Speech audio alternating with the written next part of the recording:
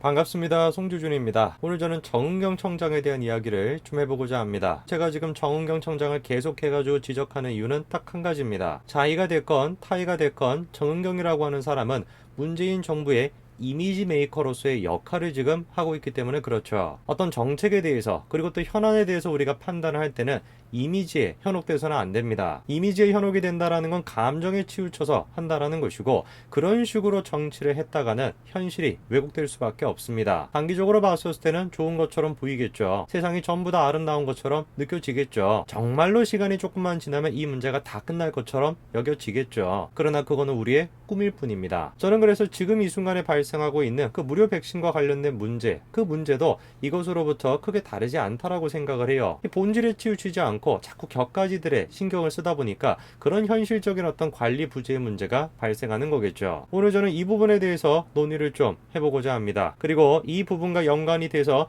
정은경 청장의 과거에 대해서도 한번 조망해보고자 합니다. 어떤 내용인지 같이 한번 좀 보시죠. 자, 최근 들어서 지금 두 사람의 과거가 주목이 되고 있습니다. 이번에 WTO 사무총장 선거 최종 결선에 진출한 유명희 통속교섭본부장과 코로나 전사로 불리고 있는 정은경 청장, 두 사람의 과거가 지금 주목되고 있습니다. 어떤 내용인지를 보니까 이런 기사가 나와 있습니다. 남편과 메르스에 묻힐 뻔했다. 문재인이 부활시킨 유명희와 정은경. 저 기사만 지금 보게 되면은 자칫 잘못했으면 사라질 수도 있었던 유명희와 정은경 두 사람이 문재인이라고 하는 어떤 위인 덕분에 살아나게 되었다.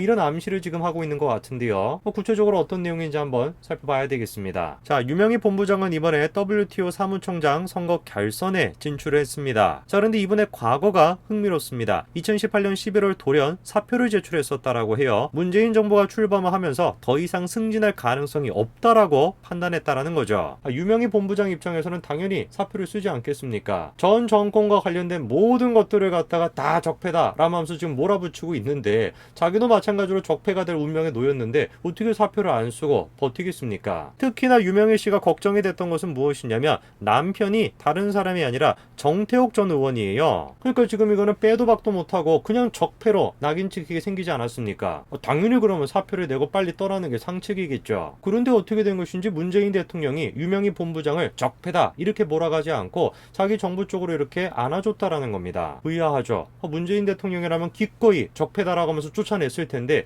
갑자기 무슨 해안이 지금 막 생겨가지고 유명희 본부장을 알아봤던 것일까요? 그럴 리는 당연히 없겠죠. 유명희 본부장이 떠나지 않고 남을 수 있었던 이유는 바로 김현종 차장이 추천했기 때문에 그렇습니다. 그러니까 사실 유명희 본부장을 알아본 사람은 문재인 대통령이 아니라 김현종 차장이 알아본 것이죠. 실제로 지금 청와대에 대해서 김현종이라는 사람이 가지고 있는 권력이 어마어마하다라는 얘기도 나오거든요. 이번에 어땠습니까? 청와대 안보실이 전면 개편됐음에도 불구하고 김현종은 살아남았습니다. 그러니까 실세다라는 얘기가 나오죠. 자, 그러면은 김현종 씨가 도대체 뭐가 특별한 것일까? 뭐가 그렇게 특별해가지고 지금 문재인 정부 하에서 저렇게 실세다라고 불리는 것일까? 김 차관은 노무현 정부 시절에 통섭교섭본부장으로 발탁이 되었습니다. 바로 김 차장이 FTA 협상을 이끌었었죠. 그래서 노무현 대통령의 FTA 가정교사 라는 별칭이 있을 정도였습니다. 노무현 대통령이 당시에 자신의 어떤 개인적인 철학이 아니라 국익을 먼저 생각했다라고 평가를 받는 게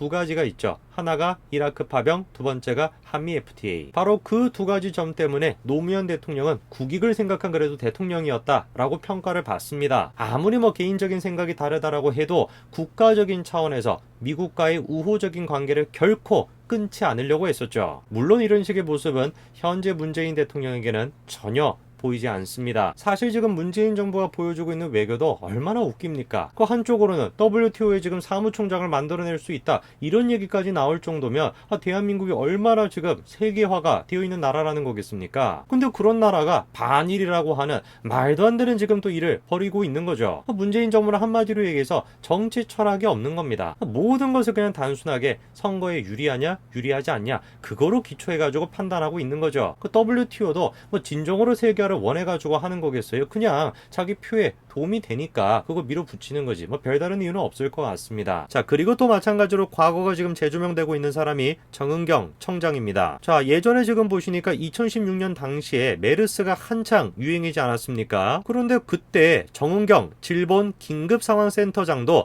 마찬가지로 처분을 당했다라는 것이에요. 흥미로운 점은 문재인 대통령이 취임한 직후에 정 센터장을 질병관리본부장으로 임명했다라는 것입니다. 실정을 건너뛴 파격 인사였거든요. 그리고 한 다음에 여러분도 잘 아시는 것처럼 계속해서 K방역의 영웅이다 라고 칭하고 있죠. 이상하죠? 진짜 이상합니다. 왜? 정은경이라는 사람은 언제 질본에서 일을 했던 겁니까? 박근혜 정부 시절에 질본에서 일을 했던 거 아니에요? 당시 문재인 대통령이 얼마나 비판을 많이 했습니까? 초기 대응 실패했다, 국제적 망신이다, 보건부 장관 사퇴를 해라, 대통령이 손을 놓고 있다, 무능하다, 진짜 전파자다, 난리가 났었습니다. 코로나 사태를 지금 책임지고 있는 사람은 누굽니까? 문재인 대통령 스스로가 계속해가지고 강조하고 있는 것처럼 질본이에요. 그러면 상식적으로 메르스 때도 마찬가지로 그 메르스 사태를 책임지는 사람은 누구겠습니까? 질본이에요. 문재인 대통령 메르스 당시에 정부를 어마어마하게 비판을 했습니다. 그랬던 사람이라고 한다면 당연히 그 당시 질본에 있던 사람을 지금 질본의 청장으로 만들 수 없겠죠. 근데 만들었습니다. 어떻게 이게 가능하겠습니까? 간단한 것이에요. 자기한테 유리할 때는 질본을 앞세우는 것이고 자기한테 불리할 때는 질본을 뒤로 빼는 것입니다. 그 한마디로 얘기해서 메르스 그리고 코로나 이 모든 것들을 갖다가 그냥 단순하게 정치적 목적에 입각해가지고 얘기하는 거죠. 왜 도대체 문재인 대통령이 질본에 대해서 모순적인 모습을 보일까?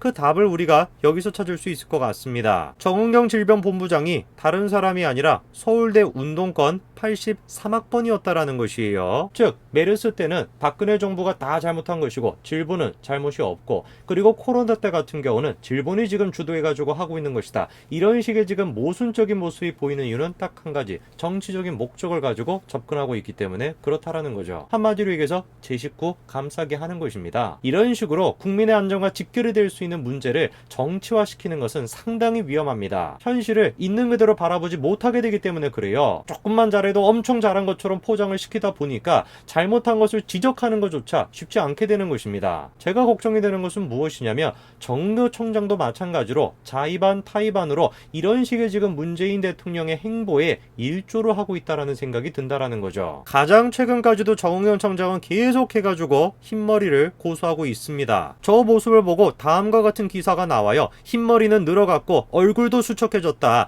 이례적으로 기자들이 건강 상태를 염려하는 질문을 던질 정도였다. 외신을 한번 보십시오. 모든 외신을 한번 다 살펴보십시오. 세상 천지 어떤 외신에서 질병관리본부장의 외모에 대해 가지고 논평하는 기사가 어디 있습니까? 세상 천지에. 질병관리본부장이라고 한다면 그 사람의 역할은 딱 한 가지예요. 결과로 얘기를 하는 것입니다. 흰머리가 뭐 늘어났다, 얼굴이 뭐 수척해 보인다, 기자까지 나서가지고 질문할 정도였다, 이런 지금 기사가 나온다라는 것이 현재 지금 대한민국의 수준을 보여주는 거 아니겠어요? 실제로 지금 보세요. 정은경 청장에 대해서 조금이라도 뭔가 지적을 하면 이런 얘기가 나옵니다. 질본 본부장님이 나날이 늙어가는 모습을 보고도 정부 대응이 그런 것 같나요? 그러니까 지금 사람들이 정부 대응이 잘못됐다라고 하는 것을 현실적으로 판단하고 있는 것이 아니라 정은경이라는 사람을 한번 봐봐라. 얼굴이 저렇게 지금 수척해지고 있고 흰머리가 늘고 있는데 감히 어떻게 정부 정책이 잘못됐다는 얘기를 할 수 있냐, 이런 식으로 지금 반응을 하는 겁니다. 한번 따져볼까요? 현실적으로 한번 따져볼까요? 진짜 문제가 없습니까? 문제 많죠. 이번에 백신에 대해서도 문제가 터져 나왔습니다. 백신을 상온에 보존을 해가지고 쓸 수 없게 됐다라는 비판이 계속 나왔죠. 상온 노출뿐만 아니라 지금 백신 안에서 백색 입자까지 보여가지고 난리가 또 났습니다. 이런 식으로 현실적인 문제가 발생하고 있어요. 관리하는 문제뿐만 아니라 생산하는 과정에서조차도 계속해가지고 지금 문제가 발생하고 있다, 지적이 나오고 있습니다. 근데 이런 문제점에 대해서 정부가 제대로 시인하지 않고 제대로 받아들이지 않습니다. 처음에는 분명히 뭐라고 장담했습니까? 문제 없다라고 장담했었죠. 근데 어떻게 된 것인지 폐기하고 또 폐기하고 있습니다. 상온 노출 독감 백신의 예방 접종자가 없을 것이다 라고 선을 그었던과는 달리